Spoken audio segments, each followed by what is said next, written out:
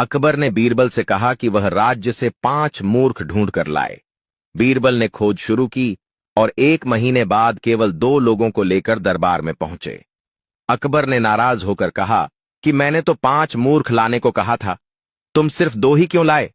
बीरबल ने विनम्रता से कहा कि हजूर, 5 मूर्ख हाजिर हैं, बस उन्हें पेश करने की इजाजत दीजिए। अनुमति मिलने पर बीरबल ने पहले आदमी की ओर इशारा करते हुए कहा कि यह पहला मूर्ख है।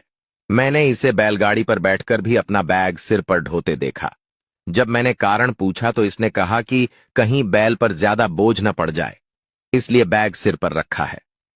बीरबल ने फिर दूसरे आदमी को दिखाते हुए कहा कि यह दूसरा मूर्ख है।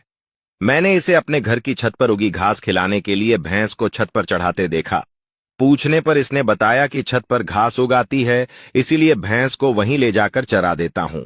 जो आदमी छत की घास काटकर नीचे नहीं ला सकता और भैंस को ही छत पर चढ़ा देता है, उससे बड़ा मूर्ख कौन होगा? इसके बाद बीरबल ने कहा कि तीसरा मूर्ख मैं स्वयं हूं, क्योंकि राज्य के इतने महत्वपूर्ण काम होने के बावजूद मैं 1 महीने तक मूर्खों को ढूंढने में समय बर्बाद करता रहा। फिर उन्होंने अकबर की ओर देखकर कहा कि चौथे मूर्ख आप हैं, जहांपना, क्योंकि पूरे राज्य की जिम्मेदारी आपके कंधों पर है, फिर भी आपने मुझे ऐसा काम सौंपा जिसमें कोई लाभ नहीं। अंत में बीरबल ने कहा कि 5वां मूर्ख वह व्यक्ति है जो अपने जरूरी काम, घर परिवार और पढ़ाई लिखाई छोड़कर सिर्फ यह जानने के लिए अब तक इस कहानी को सुनता या देखता रहा कि 5वां मूर्ख कौन है।